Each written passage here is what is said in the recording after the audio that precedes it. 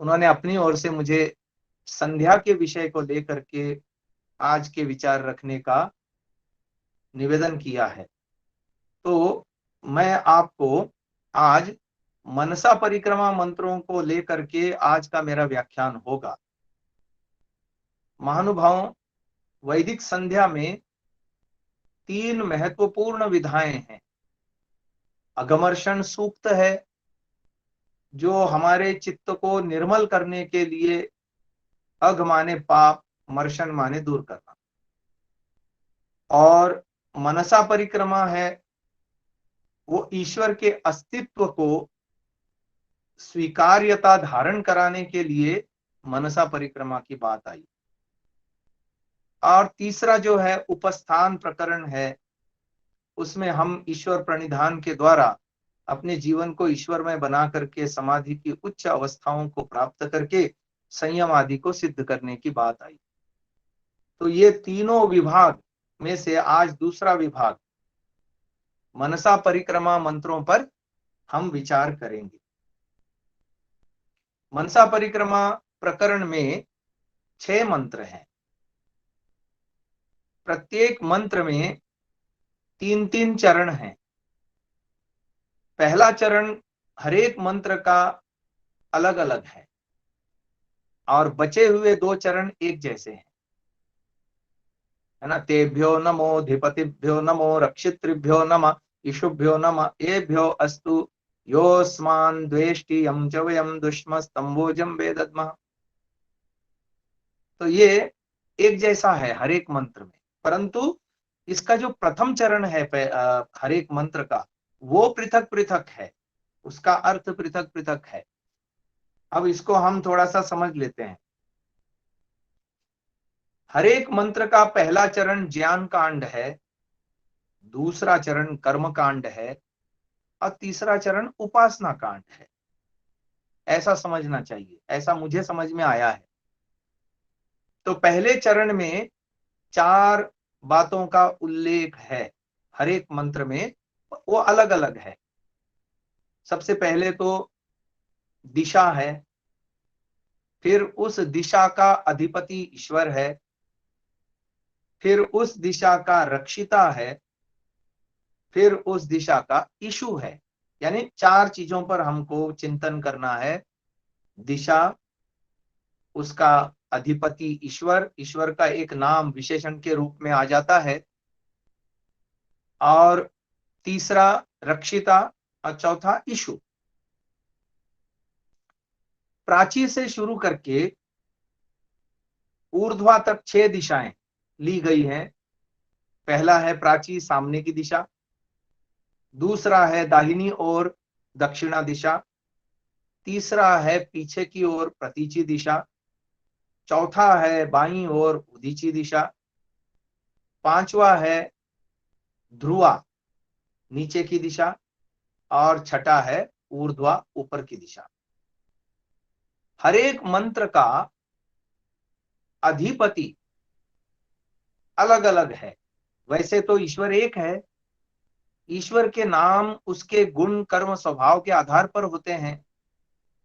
ऐसा नहीं मानना चाहिए कि प्राची दिशा का अग्नि नामक अधिपति अलग है और दक्षिणा दिशा का इंद्र नामक अधिपति अलग है। अलग अलग नहीं है, एक ही ईश्वर के ये सारे नाम हैं। उसी ईश्वर में इति परमेश्वरी शब्द से इंद्र शब्द बना, तो ऐश्वर्यशाली होने से और सभी को ऐश्वर्य दाता होने से ईश्वर का नाम इंद्र है, और ज्ञान स्वरूप होने से ईश्वर का नाम अग्नि है। ऐसी ही प्रतीची यानी पीछे की दिशा का जो मंत्र है, उसमें ईश्वर वरुण रूप में अधिपति है।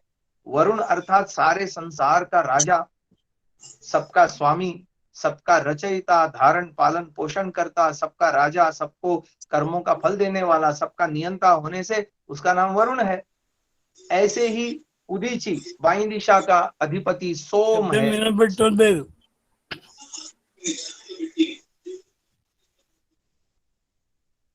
सोम है, सोम का मतलब शांति, आनंद आदि गुणों से अंतर्यामी परमात्मा हमको प्रसन्न रखता है। और आनंद देता है, हमको शांति देता है, ये सब गुण उसके हमारे अंदर आते हैं, उस ईश्वर का नाम सोम है। फिर ध्रुवा दिशा, उसका अधिपति है विष्णु। विश्लरी व्याप्तो, इस धातु से विष्णु शब्द बनता है, तो जो सर्वव्यापक है उस ईश्वर का नाम विष्णु है। और ऊर्ध्वा दिशा का अधिपति है बृहस्पति। इसका भी अर्थ हमको जानना चाहिए कि वह महान है। बृह ब्रीहि वृद्धौ, और ऋषि दयानंद ने लिखा बृहताम శబ్దం आकाशादीनाम। వినట్లేదు. कृपया आप लोग बातें न करें तो मैं अपनी बात निर्बाध रूप से कह पाऊंगा। आचार्य जी, आप लोग कोई ने बोल रहा है उसको आवाज नहीं आ रहा है बोल के।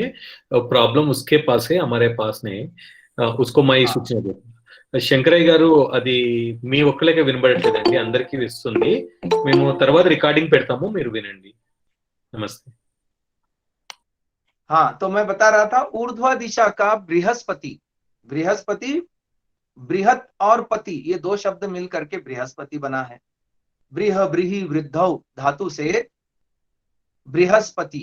बृहताम आकाशादि नाम, यानी जो बड़ों से भी बड़े, आकाश आदि बड़े बड़े पदार्थ हैं, पृथ्वी आदि लोक हैं, इन सबका जो पति है, स्वामी है, और जो वेदों का ज्ञान देने वाला है मनुष्यों को, ठीक है ना, उसका नाम बृहस्पति है।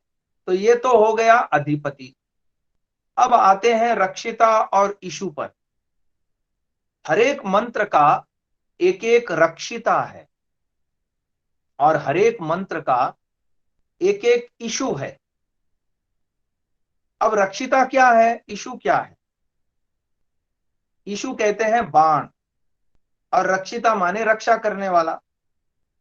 अब ये रक्षिता और इशु को यदि हम देखते हैं, और हर एक मंत्र का उसका अर्थ जो ऋषि दयानंद ने दिया है पंच महायज्ञ विधि में, पंचमहायज्ञ विधि में इन मंत्रों की संस्कृत में भी और हिंदी में भी दोनों प्रकार से व्याख्या की है दयानंद जी ने।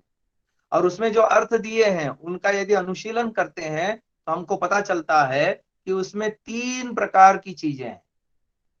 उसमें जड़ वस्तु भी है, उसमें चेतन जीव भी है, वृक्ष वनस्पति भी है, और ईश्वर के गुण भी हैं। तीनों प्रकार की चीजें हैं, जड़ चेतन, और चेतनों में जीव जगत और ईश्वर स्वयं भी उसमें है। कहीं 3 मंत्र ऐसे हैं जिसमें रक्षिता के रूप में ईश्वरीय गुणों का वहां पर प्रावधान किया गया है। जैसे पहला मंत्र है, चौथा मंत्र है और छठा मंत्र है। इन तीनों मंत्रों के जो रक्षिता हैं वो ईश्वरीय गुण हैं। पहले मंत्र का रक्षिता है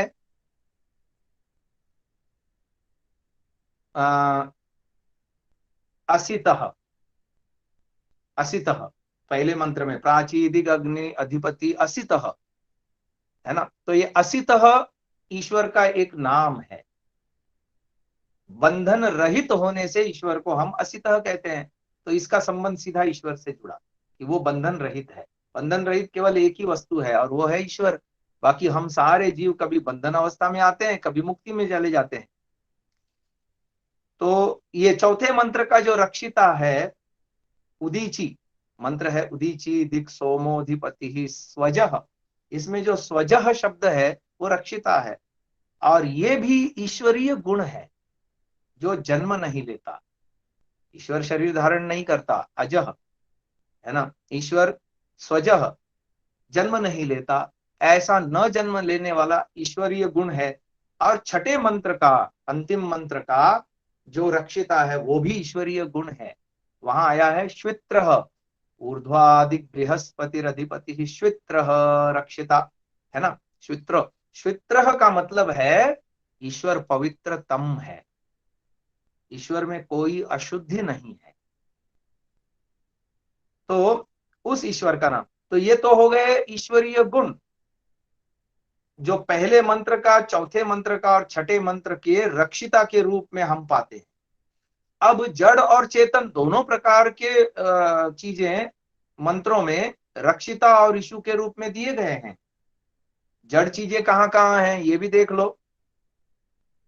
जड़ चीजों में अन्नम एक है, जो प्रतीचि दिग वरुणोधिपति ही वृदा को रक्षिता अन्नम ईशवः, ये जड़ चीज की बात आई। और बिजुली एक है, चौथे मंत्र का ईशु है अशनि ही। अशनि ही यहां पर उसका अर्थ करते हुए ऋषि दयानंद ने लिखा बिजली। तो ये बिजली भी जो है जड़ वस्तु है, वो भी हमारे लिए रक्षिता के ईशु के रूप में है। और जड़ चीजों में और क्या आता है, पांचवे नहीं छठे मंत्र का ईशु वो है वर्षा, वर्षा के बिंदु, है ना। तो ये भी। और क्या आता है, पहले मंत्र का जो है ईशु वो भी जड़ वस्तु है, सूरज की किरणें, आदित्याह, सूरज और प्राण, आदित्य और प्राण ये दोनों अर्थ किए हैं महर्षि दयानंद जी ने यहाँ।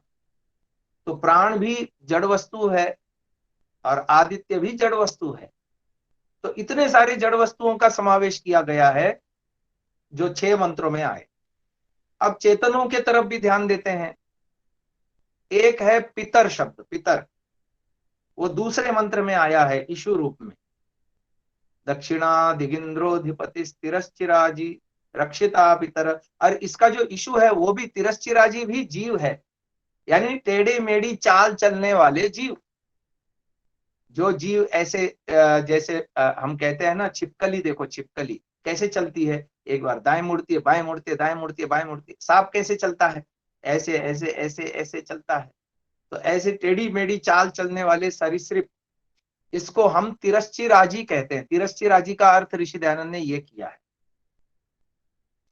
और चेतन पदार्थ क्या है इसमें, तो इस तरह से हम देखते हैं।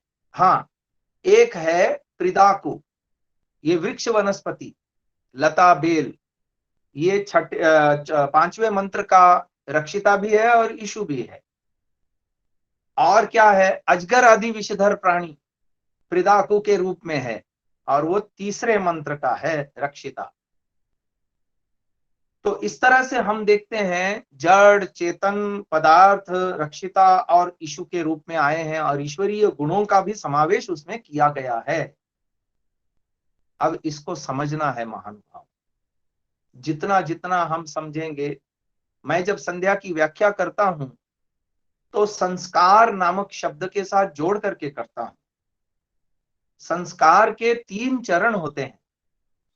पहला चरण है दोष मार्जनम, दूसरा चरण है हीनांग पूर्ति और तीसरा चरण है इसका अतिशयाधान।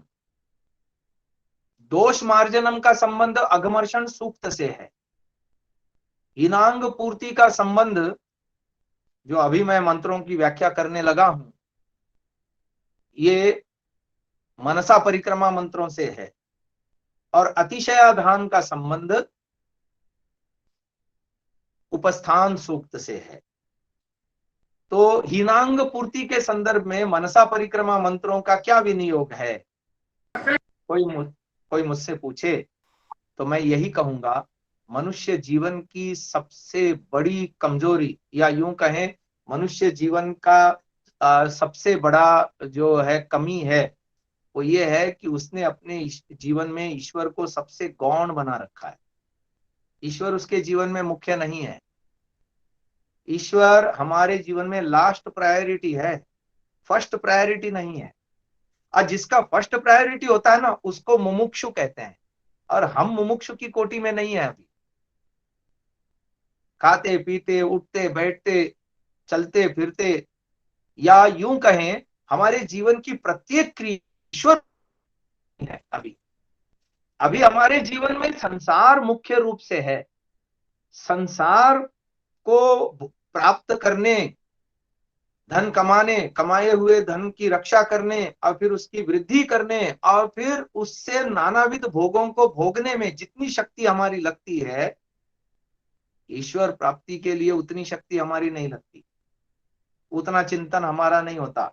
उतना स्वाध्याय हमारा नहीं होता, उतना आत्मनिरीक्षण हमारा नहीं होता। तो जो ईश्वर हमारे जीवन में लास्ट प्रायोरिटी बना हुआ है, और ईश्वर चाहिए भी तो किस लिए चाहिए? सांसारिक उपलब्धियों के लिए चाहिए। जहां सांसारिक उपलब्धियों में बाधा पहुंचती है ना, हमको शरीर रोगी होता है, या और कोई आर्थिक बाधा होती है, या और कोई अन्य किसी प्रकार की बाधा होती है लोक में, उन बाधाओं के निवारण के लिए हम ईश्वर को पुकारते हैं। हम अपने जीवन में ईश्वर प्राप्ति के लिए ईश्वर को पुकारते हैं, ऐसा बहुत कम होता है। ईश्वर हमको चाहिए बेशक, पर संसार के लिए चाहिए। मुझे संसार नहीं चाहिए और केवल ईश्वर चाहिए, ऐसा नहीं है हमारे जीवन में। तो ये इसको कहते हैं नास्तिकता। इस नास्तिकता को दूर करने के लिए ये मनसा परिक्रमा मंत्रों का बहुत बड़ा विनियोग हम कर सकते हैं वैदिक संध्या के माध्यम से, और ईश्वर के अस्तित्व को, ईश्वर की हमारे प्रति जो है कर्तव्य है, उसको सामने ला करके, और ईश्वर के रचे हुए पदार्थों के माध्यम से ईश्वर कैसे हमारी रक्षा करता है, ये सारी चीजों को ध्यान में रखते हुए ईश्वर के प्रति एक आकर्षण, एक रुचि, एक प्रेम, ईश्वर के अस्तित्व को स्वीकार करना, और ईश्वर के अंदर ईश्वर के उपकार को मानना, उसके प्रति कृतज्ञता धारण करना, जिससे ईश्वर के प्रति प्रेम बढ़े, आकर्षण बढ़े, रुचि बढ़े, और ईश्वर प्राप्ति की लालसा अंदर जगे। इसके लिए मनसा परिक्रमा मंत्रों का उपयोग करना चाहिए। अगमर्षण मंत्र में हमने क्या किया? रजोगुण और तमोगुण युक्त मलों को दूर करने के लिए पुरुषार्थ किया, योगाभ्यास किया, तप किया। अब ये स्वाध्याय की बात है। क्रिया योग में 3 चीजें हैं, तप, स्वाध्याय और ईश्वर प्रणिधान।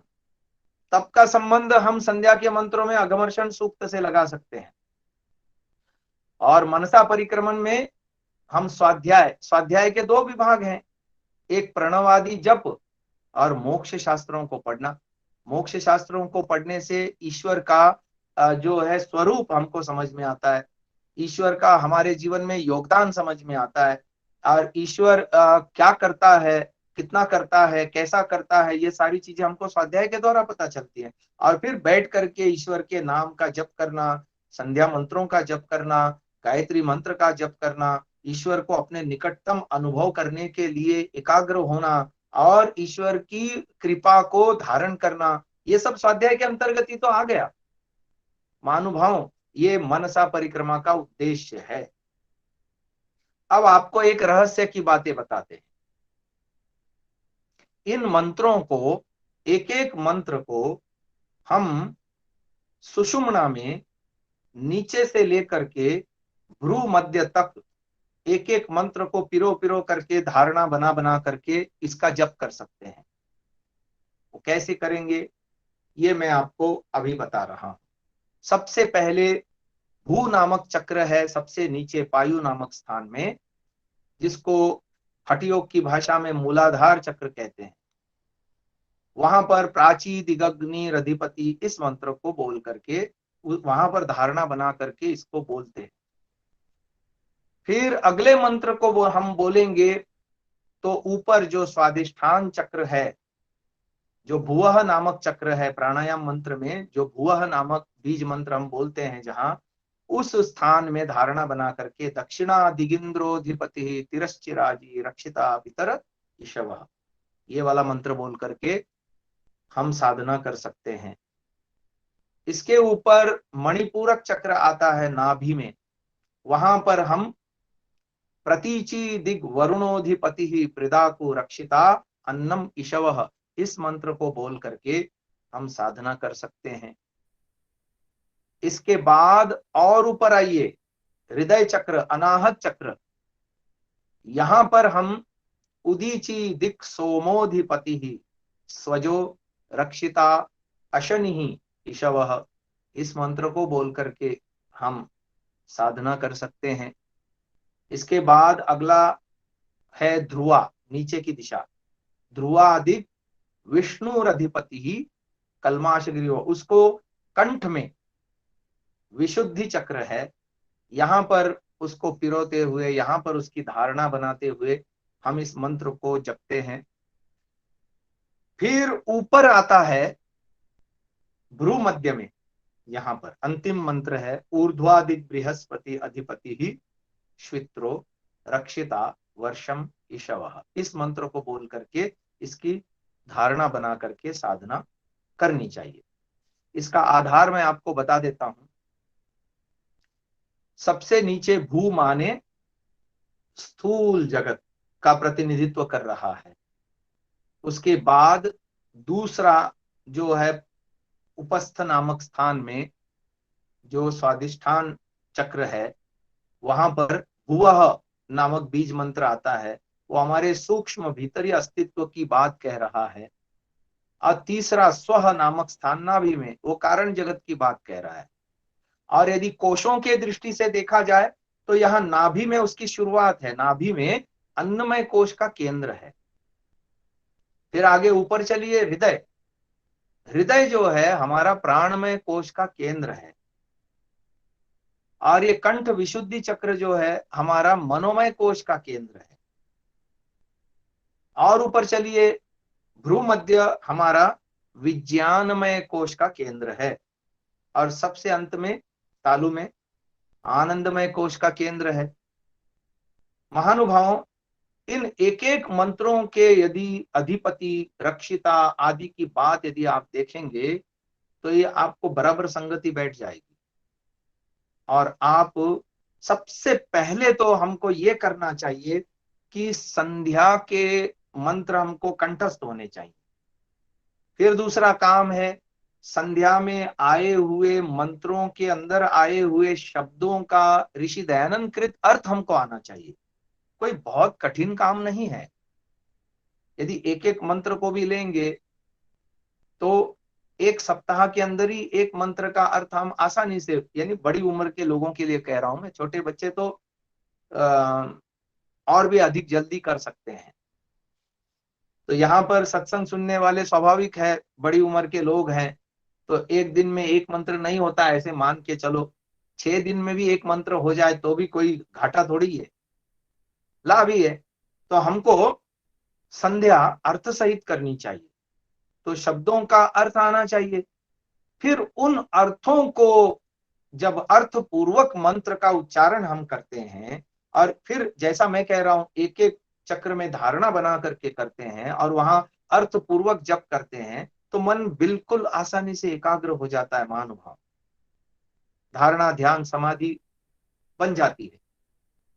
तो मैं बता रहा था, नाभि अन्नमय कोश, हृदय प्राणमय कोश, कंठ मनोमय कोश, भ्रूमध्य विज्ञानमय कोश और तालु आनंदमय कोश। और उसमें भी यदि चक्रों की दृष्टि से देखें 7 चक्र हैं और 8वां एक और है। वो कैसे है वो भी बताता हूं। 7 तो ये स्पष्ट है, ओम भू, ओम भुव, ओम स्व, ओम मह, ओम जन, ओम तप, ओम सत्यम। और इसमें भी उसका सेंटर यदि बनता है तो वो हृदय चक्र बनता है। हृदय चक्र 3 ऊपर और 3 नीचे, यानी पायु, उपस्थ, नाभि, ये 3 नीचे और सेंटर हो गया हृदय। फिर कंठ, भ्रूमध्य और तालु, ये 3 ऊपर, तो दोनों को मिलाकर के हृदय यहाँ सेंटर होता है। तो इसलिए, और हृदय स्थल जो है महर्षि दयानंद जी ने ऋग्वेद आदि भाष्य भूमिका में उपासना प्रकरण में ईश्वर प्राप्ति का स्थल बताया है। जीवात्मा का आवास यहाँ पर बताया है कि जीवात्मा यहाँ हृदय में रहता है। तो हृदय कौन सा? वो हृदय वो नहीं जो रक्त प्रक्षेपक हृदय है, वो नहीं। तो सुषुम्ना के अंदर उन्होंने कहा कि नाभि से ऊपर, कंठ से नीचे, दोनों स्तनों के बीच में यदि बराबर आएंगे तो वो सुषुम्ना में ही स्थल बनता है। तो सुषुम्ना वाला जो हृदय है, हृदय आकाश है, जहां एक अंगुष्ठ मात्र स्थान है और कमल के आकार का वेश्म है, वहां पर खोज करने से ईश्वर मिलता है, ऐसा ऋषि दयानंद का लेख है ऋग्वेद आदि भाष्य भूमिका उपासना प्रकरण में। तो अब देखिए, जब हम एक एक चक्र में इसको पिरोते हैं ना, तो चौथा मंत्र कौन सा है? उदीची दिक सोमोधिपति ही स्वजो रक्षिता अशनि ईशवः। ये बराबर हृदय में आता है। यानी पायु में प्राची, उपस्थ में दक्षिणा, नाभि में प्रतीची, और कंठ में यहाँ हृदय में उदीची, कंठ में ध्रुवा, और यहाँ भ्रू मध्य में ऊर्ध्वा। अब पहले हृदय वाला आपको एक रहस्य बता देता हूं। इसी संध्या में उपस्थान मंत्रों में चौथा मंत्र आप बोलते हैं, तच्चक्षुर्देवहितं पुरस्तात् शुक्रमुच्चरत्, पश्येम शरदः शतम्, जीवेम शरदः शतम्, शृणुयाम शरदः शतम्, प्रब्रवाम शरदः शतम्, अधिनाः श्याम शरदः शतम्, भूयश्च शरदः शतात्। इसमें एक शब्द बार बार प्रयोग हुआ है, शरदः। ये शरद क्या है? ये 6 ऋतुओं में से एक ऋतु का नाम है। शरद जो है 6 में से एक ऋतु का नाम है। और मजे की बात आपको बता दूं, ऋतुओं का जो क्रम है वसंत से शुरू होता है, वो भी चौथे नंबर का ही है ऋतु। आप देखिए तो सही, पहली ऋतु है वसंत, दूसरी है उसके बाद ग्रीष्म, तीसरी है वर्षा, और चौथी है शरद, पांचवी है हेमंत, और छठी है शिशिर। जैसे मैंने कहा ना, पिंड में जो हमारी सृष्टि रचना की है परमात्मा ने, वो ब्रह्मांड में भी है, और जो ब्रह्मांड में जो दिखता है हमको, वो उसका संबंध हमारे पिंड में भी मिलता है। तो ऐसे ही संवत्सर एक बाहर भी है, एक संवत्सर अंदर भी है। ये ऋतुएं बाहर भी होती हैं और उन ऋतुओं का संबंध अंदर भी है। तो आप देखेंगे, यदि ऋतुओं को भी लेंगे तो वसंत सबसे नीचे मूलाधार में, उसके ऊपर आइए ग्रीष्म में, नाभि में आइए वर्षा, और हृदय में आइए शरद। और मंत्र आप क्या बोलते हैं? यहाँ मनोमय कोश है कंठ में, यहाँ आइए हेमंत, और सबसे ऊपर है शिशिर ऋतु। तो महानुभाव, मंत्र आप ये बोलते हैं, पश्येम शरद शतम। मेरे मन में कभी विचार आया कि ऋतुओं में ऋतुराज कौन है? ऋतुराज तो शरद नहीं है। ऋतुराज के रूप में हम वसंत को कहते हैं। वसंत सभी ऋतुओं का राजा कहते हैं, माना जाता है। साल का पहला जो हम यहाँ आपके तेलंगाना में उगादी मनाते हैं, है ना, उस समय वसंत ऋतु होती है। और उस समय सारी सृष्टि देखो, ये सारी पतझड़ होती है और नए पल्लवी आती है वृक्षों में, और वातावरण कितना आह्लाददायक होता है। पूरे विश्व में वसंतोत्सव मनाने का बड़ा पर्व के रूप में मनाया जाता है, आनंद उल्लास मनाया जाता है, साल की नई शुरुआत मनाई जाती है। तो ऐसा क्यों नहीं आया मंत्र में पश्येम वसंतः शतम? क्योंकि सभी ऋतुओं का राजा है वो। जैसे हम कहते हैं ना, फलों का राजा आम। आजकल आम का बड़ा जमाना है, आजकल आम आ रहे हैं बाजार में। जैसे फलों में राजा आम है ना, जैसे फूलों में गुलाब है ना, सर्वश्रेष्ठ फूल कौन सा है? तो गुलाब। तो ऐसे ही ऋतुओं का राजा है वसंत। तो मंत्र में ऐसा क्यों नहीं आया? पश्येम शरदः वसंत, जीवेम शरदः वसंत, शृणुयाम शरदः वसंत। असल में उसका क्रम नहीं है यहाँ हृदय में, उसका क्रम है, वो क्रम है इस मंत्र का, इस ऋतु का, शरद ऋतु का। तो पश्चिम शरद, ईश्वर को हम देखें अपने जीवन में 100 साल तक जीते हुए, है ना, ईश्वर प्राप्ति के लिए हम जिए, ये हमारा लक्ष्य है। और ये ईश्वर प्राप्ति का स्थल है महानुभावों, जैसा ऋषि दयानंद ने बताया। तो आगे चलिए, वैसे भी ये सेंटर होता है ना। नीचे से जब आप चलते हैं तो महान प्रभु को यहाँ हम प्राप्त करते हैं। ओम भू ओम भुव ओम स्व ओम महा, प्राणायाम मंत्र में। और जब मार्जन मंत्र में जब हम ऊपर से नीचे आते हैं, भू पुनातु शिरसी, वह पुनातु नेत्रयो, स्व पुनातु कंठे, मह पुनातु हृदय, तो ये सेंटर पड़ता है।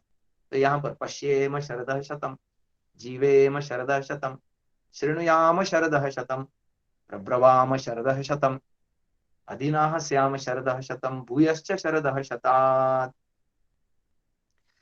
तो अब और आपको बताता हूं, प्रतीचि मंत्र को ले लीजिए। प्रतीचि मंत्र में जो रक्षिता और ईशु आए हैं, प्रतीचि दिग वरुणोधिपति प्रदाकु रक्षिता अन्नम ईशवः। जैसा मैंने कहा, नाभि हमारा अन्नमय कोश का केंद्र है, तो अन्न को अन्न यहाँ रिप्रेजेंट कर रहा है। और यहाँ एक और प्राणी की बात आई है प्रिदाकु के रूप में, अजगर आदि प्राणी। अजगर आदि प्राणी, आप देखो अपने शरीर की संरचना देखो, जो अन्न हमारा जाता है और उसका जो पाचन होता है, पाचन होने पर वो जो अन्न अवशोषित होता है और रस धातु के रूप में अवशोषित होता है, उस आंतों की संरचना देखो, उस अजगर के समान ही तो है। कितनी सिमिलैरिटी है इसमें। और मैं आपको इसके प्रमाण देता हूं।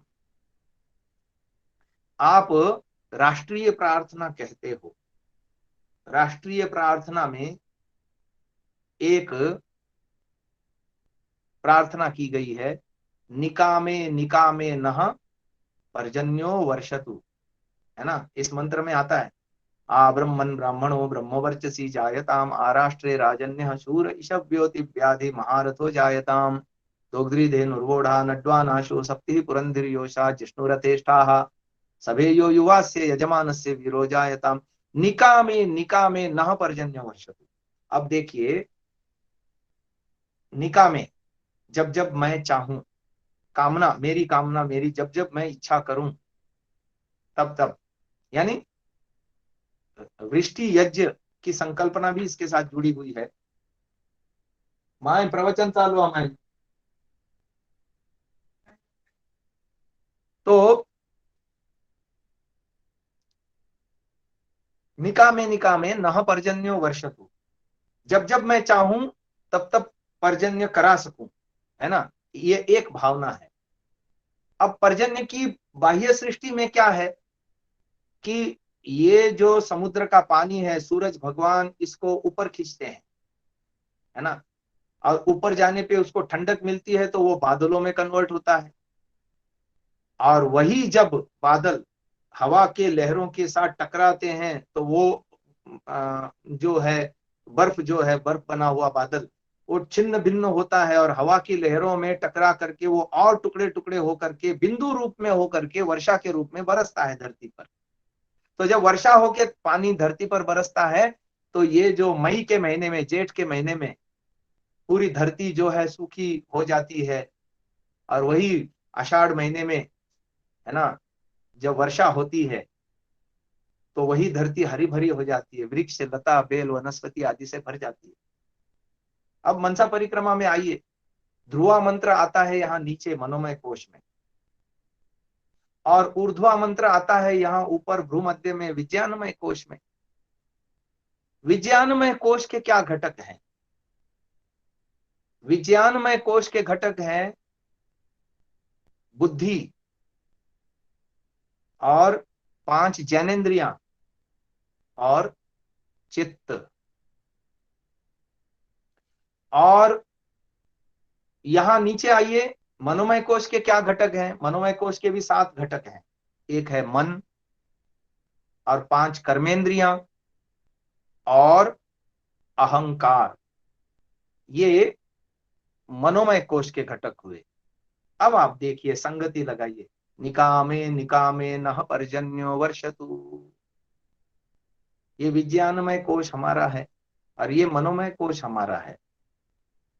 हम सुबह से लेके शाम तक जागृत अवस्था में हम अपने मन में सतत कुछ ना कुछ विचारते रहते हैं, एक क्षण के लिए भी विचारहीन नहीं होते।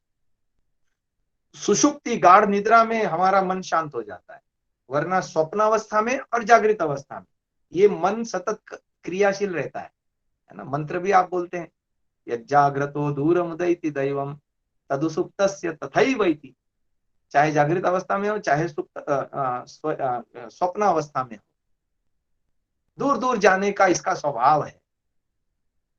तो और मनुस्मृति में आया कि ये मन जो है एक क्षण भी नहीं रुकता, है ना। अकामस्य क्रिया काचित दृश्यते नेह करहिचित, यद्यद्धि कुरुते किंचित तत्तत् कामस्य चेष्टितम, ये श्लोक है मनुस्मृति का।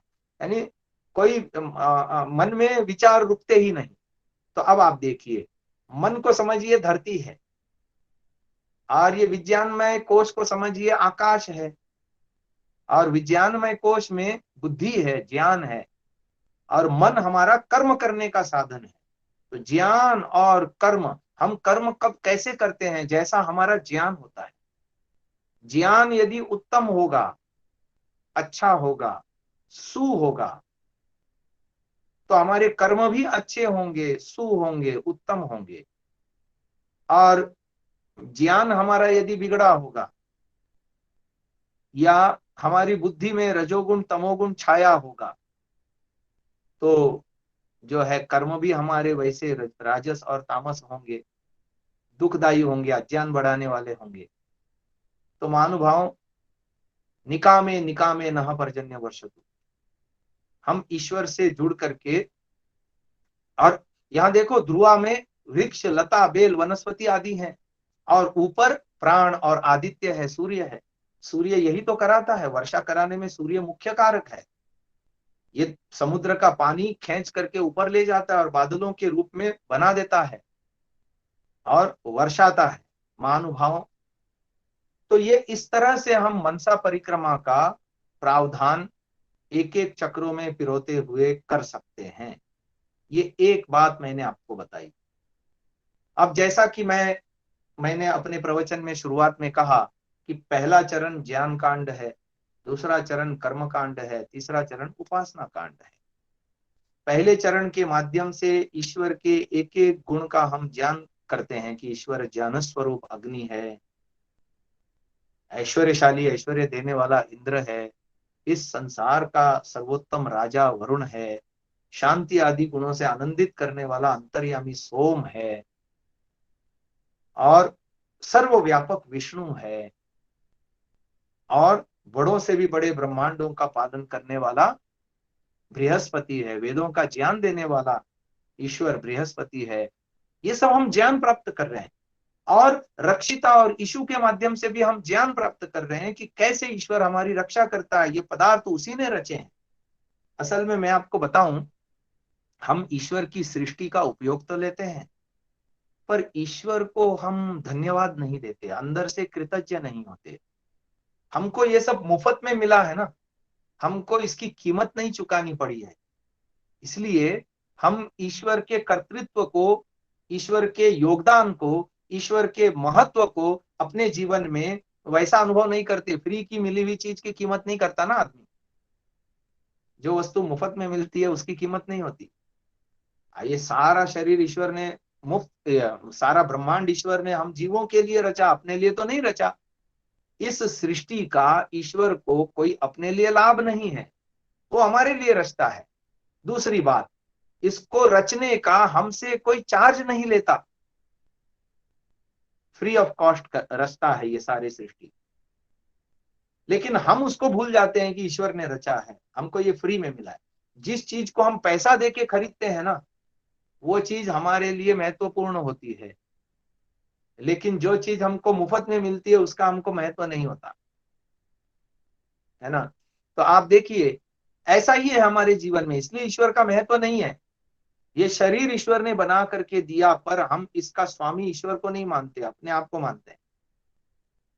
इसका निर्माता ईश्वर है, इसको मेंटेनेंस करने वाला भी ईश्वर है। ईश्वर यदि इस शरीर में से अपना योगदान एक क्षण के लिए निकाल दे, तो ये शरीर जीवित नहीं रह सकता। केवल मैं अपनी शक्ति से इस शरीर को जीवित नहीं रख सकता, बिना ईश्वर की सहायता के। पर हमने कभी ऐसा विचार नहीं किया अपने दिमाग में कि ईश्वर के कारण से ये आंख मुझे दृश्यों को दिखाती है, ईश्वर के कारण से ये कान सक्रिय हैं, मुझे शब्दों को सुनाते हैं, ईश्वर के माध्यम से ये सारी इंद्रियां काम करती है, ईश्वर के माध्यम से मेरे प्राण चलते हैं। ठीक है, हम आर्य समाजी हैं, हवन भी करते हैं, तो रोज मंत्र में बोलते हैं, यह प्राण तो निमिषत तो महित्व इतराजा। ये बोलने बोलने की बात है, पर जहां अनुभूति की बात है, जहां इसको फीलिंग, मतलब इसको भाव धरातल पर हम इस बात को नहीं स्वीकारते। शब्दों में स्वीकारते हैं कि ईश्वर सृष्टि का रचयिता है, शब्दों में स्वीकारते हैं कि ईश्वर ने हमको ये सब बना करके दिया है, लेकिन जब उसका प्रयोग करते हैं ना, जब उसका प्रयोग करते हैं, तब उसको वैसा अनुभव नहीं करते। कि सचमुच ईश्वर ने दिया है, वो भाव अंदर से नहीं बनता।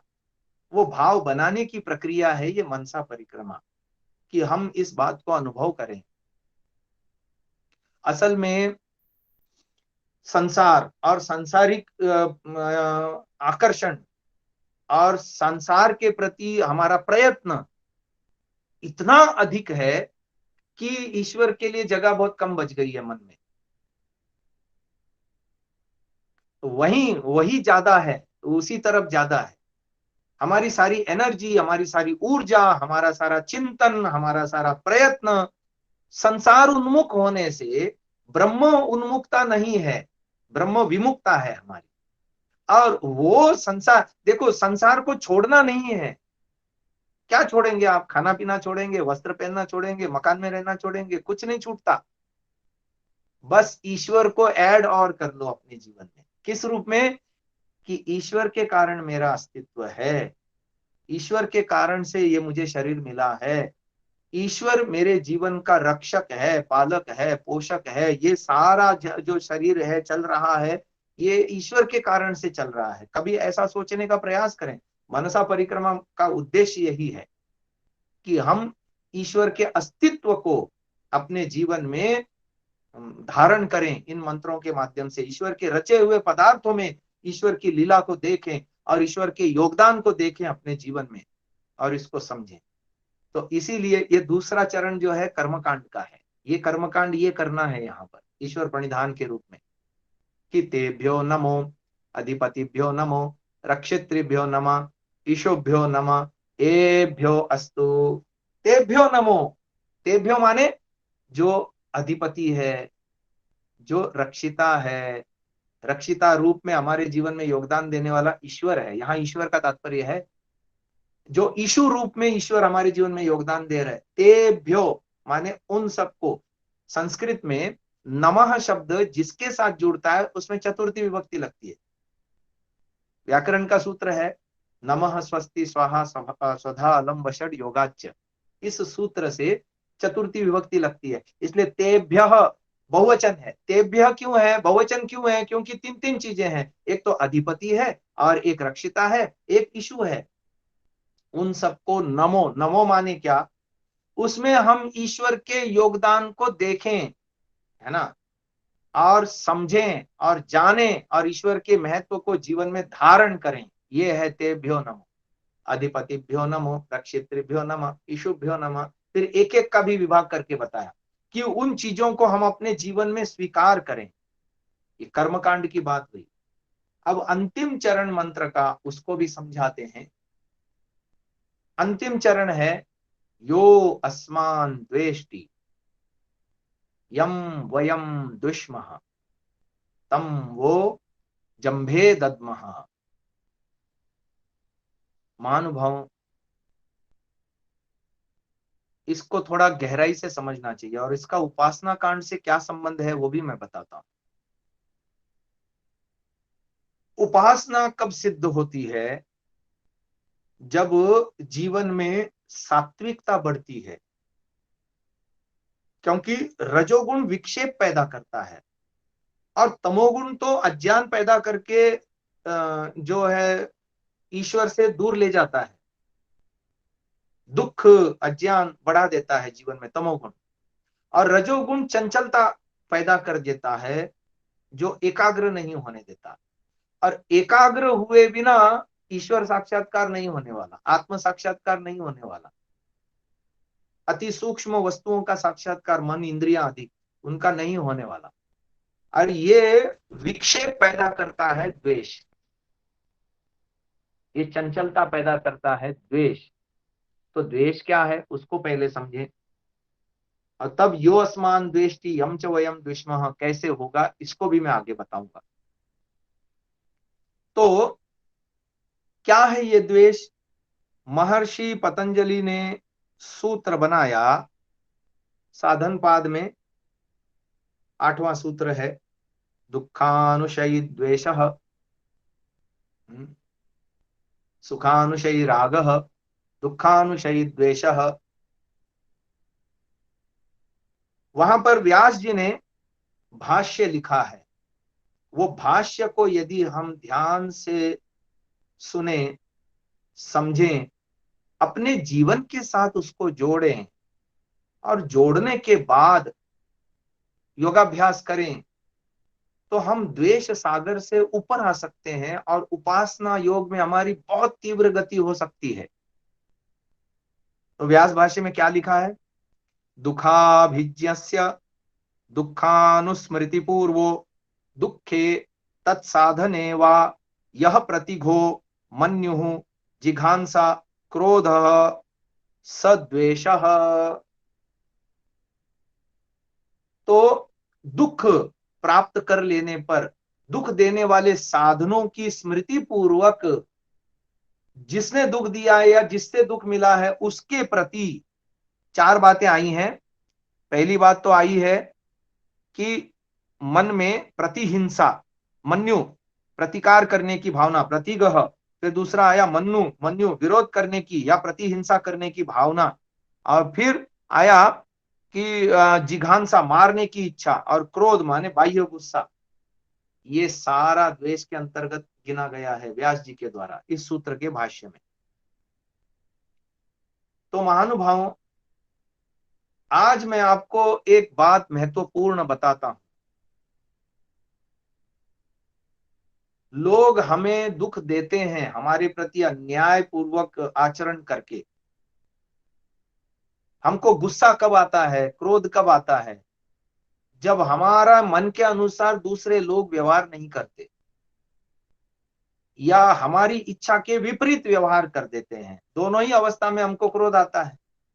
तो सामने वाला जैसा मैं चाहता हूं वैसा नहीं सोचता, और जैसा मैं चाहता हूं वैसा नहीं सोचता, और जो मैं चाहता हूं वो नहीं सोचता। दोनों अवस्था में हमको क्रोध आता है। मैं जैसा चाहता हूं, मुझे जैसा अच्छा लगे वैसा वो बात नहीं बोलता, या मुझे दुख लगे ऐसा बात वो बोलता है, या मैं जो चाहूं वो करता नहीं क्रिया शरीर से, और जो मैं नहीं चाहता हूं वही क्रिया करता है। दोनों ही अवस्थाओं में हमको दुख होता है। अब यहाँ एक बात विशेष है महत्वपूर्ण जानने की। मैंने जो पिछले 30 सालों से योगाभ्यास कर रहा हूं, ये सूत्र मैंने आज से 30 साल पहले पढ़ा था गुरुजी से, और 30 सालों में मैं इसका अभ्यास कर रहा हूं अपने जीवन में। मैंने चाणक्य के 2 सूत्र पढ़े हैं। सूत्र इस प्रकार के हैं: सुखस्य मूलम धर्मः, दुःखस्य मूलम अधर्मः। ये पर्याय से सिद्ध हो गया। सुखस्य मूलम धर्मः ये चाणक्य का सूत्र है, और इसका यदि अर्थापत्ति करेंगे तो सिद्ध होता है दुःखस्य मूलम अधर्मः, कि सुख का मूल है धर्म और दुख का मूल है अधर्म। अब यहां मैं एक बार विचार कर रहा था कि एक व्यक्ति ने अन्यायपूर्ण आचरण किया, दुखी मैं क्यों हो रहा हूं? कर्म जो करता है उसको फल मिलना चाहिए ना। यहां तो उल्टा हो रहा है। अन्यायपूर्ण आचरण सामने वाले ने किया और दुखी मैं हो रहा हूं। ये गड़बड़ है कुछ। जब मैंने चिंतन किया, आत्मनिरीक्षण किया, शास्त्रों के वचनों के साथ तालमेल बिठा करके योगाभ्यास किया, तब पता चला कि वो जो उसने अन्यायपूर्ण आचरण किया है ना, उसके कारण से मुझे दुख नहीं हुआ है। मुझे जो दुख हुआ है उस सामने वाले के द्वारा दिए गए दुख को लेने की, संजोने की, बटोरने की, फिर उसको चिंतन का विषय बना करके स्मृति में ला ला करके द्विगुणित त्रिगुणित सहस्र गुणित करने की जो मेरी आदत है, जो मैंने बना रखी है अंदर से, इसी को कहते हैं द्वेषज कर्माशय। 3 प्रकार के कर्माशय बताए हैं योग दर्शन में: रागजन्य कर्माशय, द्वेषजन्य कर्माशय, और तमोगुण से पैदा हुआ मोहजन्य कर्माशय। राग, द्वेष और मोह, ये 3 प्रकार का कर्माशय होता है। उसमें से ये द्वेषज कर्माशय माने कोई दुख दे रहा है तो उसको लेना। अब थोड़ी सी क्रिकेट की भाषा में ये समझाता हूं इस बात को, कि महेंद्र सिंह धोनी विकेट कीपर था भारत का, है ना, भारतीय क्रिकेट टीम में। उसका क्या काम था? कि जो भी बॉल बल्लेबाज से छूट जाए उसको विकेट के पीछे लपकना, कैच करना। नहीं कैच करे तो क्या होगा, वो पीछे जाएगी बाउंड्री पे और 4 रन मिलेंगे। इसलिए प्रत्येक बॉल जो उससे छूटी है, वो बल्लेबाज उसको मार नहीं पाया है, उसको उसने कैच करना है। अच्छा, ऐसे ही कल्पना करो, एक व्यक्ति हमको कीचड़ में लदा हुआ गेंद फेंक के मारता है, तो मेरे को धोनी बनने की आवश्यकता है क्या? मेरे पास दो विकल्प हैं, या तो मैं उस कीचड़ से भरी हुई गेंद को कैच करूं, या तो बगल हो जाऊं, छोड़ दूं उसको। दोनों में से कौन सा विकल्प अच्छा? आप कहोगे पकड़ेंगे तो हम भी कीचड़ से सन जाएंगे, और नहीं पकड़ेंगे तो कीचड़ से नहीं सनेंगे, है ना। एक कविता मुझे याद आ रही है, बहुत सुंदर कविता है इस संदर्भ में। बैलों ने सींग मारे, गधों ने सिर झटकारे, मैं बगल हो लिया, उनसे उनकी भाषा में लड़ता, खुद का अपमान करता। कितनी सुंदर कविता है। सामने वाला मुझे दुख दे रहा है, वो दुख देने में स्वतंत्र है, मैं भी तो स्वतंत्र हूं दुख लेने में। मैं चाहूं तो ना लूं, पर आदत ऐसी बनी हुई है कि सामने वाले ने थोड़ा सा दुख दिया तो लेना है, लेना है, लेना है, और संजोना है, फिर उसको बढ़ाना है, द्विगुणित त्रिगुणित करना है। अब फिर वो चित्त चंचल हो जाता है, विक्षेपों से भर जाता है, द्वेषज कर्माशय से भर जाता है। अब फिर उपासना में जब बैठते हैं ना, मन नहीं लगता, उपासना नहीं बनती, चित्त एकाग्र ही नहीं होगा, सत्वगुण प्रधानता गायब हो जाती है, खत्म हो जाती है। और इसलिए 6 बार मंत्र में आया, योस्मान द्वेष्टि यम वयम दुष्मः तम वो जम भेदद्मः। विचार करके देखना महानुभाव, एक विचार मैं आपको दे रहा हूं आज। हम अपनों से ही दुख पाते हैं, दुख कोई हमको पाकिस्तान वाला आके नहीं देता। हाँ ठीक है, राष्ट्र के रूप में दे रहा है, वो कई सालों से दे रहा है, पर व्यक्तिगत रूप से यदि हम देखें तो हम अपनों से ही दुख पाते हैं। पत्नी है, पति है, बच्चे हैं, माता पिता है, भाई है, पड़ोसी है, गुरुजी है, शिक्षक है, मित्र है, साथी है। अब ये हमारे अंदर द्वेषज कर्माशय पैदा करता रहता है। हम उस समय ये सोच नहीं पाते कि दुख देने में जैसा वो स्वतंत्र है, दुख लेने में मैं भी तो स्वतंत्र हूं। मैं अपनी स्वतंत्रता का दुरुपयोग क्यों करता हूं? क्यों? क्योंकि वैसी आदत बना रखी है। योग दर्शन में एक बहुत अच्छा सूत्र है, इसको और थोड़ा गहराई से समझने के लिए, हेतु फल आश्रय ही संगृहीतत्वात् येषाम् अभावे तद अभाव। हेतु फलाश्रय ही संगृहीतत्वात् येषाम् अभावे तद अभाव। 4 चीजें हैं, हेतु फल आश्रय, है ना, और आलंबन। तस्य हेतु अविद्या, अविद्या हमारे अंदर होती है, उसी अविद्या के कारण हम दुखी होते हैं। फल, सुख दुख रूपी जो फल उसका मिलता है, उसके संस्कार अंदर बन रहे हैं, इसीलिए तो अविद्या पैदा हो रही है। तीसरी बात, आश्रय, वो जो चित्त है जहां पर ये संस्कार जमा होते हैं, वो चित्त भी अंदर ही है, अपने अंदर है। तो 4 में से 3 कारण तो हमारे अंदर है, आलंबन चौथा जो बाहर है। और हम सर्वथा सामने वाले को दोषी समझते हैं। नहीं, सामने वाला दोषी 1/4 कारण है, 3/4 कारण तो हमारे अंदर है। हम अपने आप को ठीक कर लें तो वो 1/4 कारण जो है हमारे जीवन में दुख देने के संदर्भ में निष्क्रिय हो जाएगा, बिल्कुल निष्क्रिय हो जाएगा। और ये इसका प्रैक्टिकल रूप है। इसको समझना कि हर व्यक्ति कर्म करने में स्वतंत्र है, वो अपनी बुद्धि से कर्म करेगा, आपकी बुद्धि से थोड़ी करेगा। आपके प्रति सद्भावना है तो आपके साथ वो अनुकूल व्यवहार करेगा, यदि आपके प्रति उसके मन में सद्भावना नहीं है तो आपके प्रति अनुकूल व्यवहार कैसे करेगा? वो प्रतिकूल ही व्यवहार करेगा।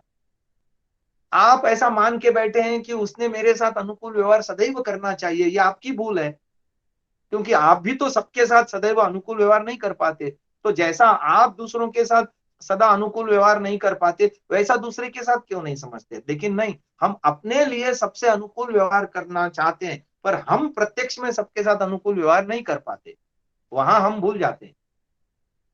तो ये कर्म स्वतंत्रता की बात को हमें सोचना होगा, और हमें दुख लेने की प्रक्रिया को बंद करना होगा। महानुभाव, समय हमारा समाप्ति की ओर है, और ये मनसा परिक्रमा को बहुत विस्तार से मैंने समझाने का आपको प्रयास किया है।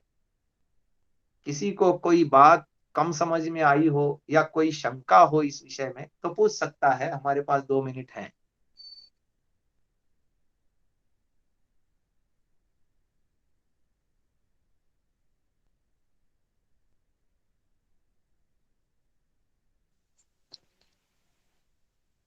అడగండి వేదశ్రీ మహాజన్ గారు.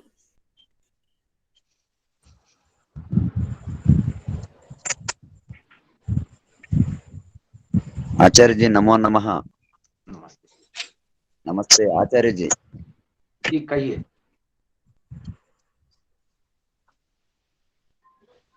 बताइए आचार्य जी नमस्ते अंडी। नमस्ते आचार्य जी। जी, कोई प्रश्न है आपका?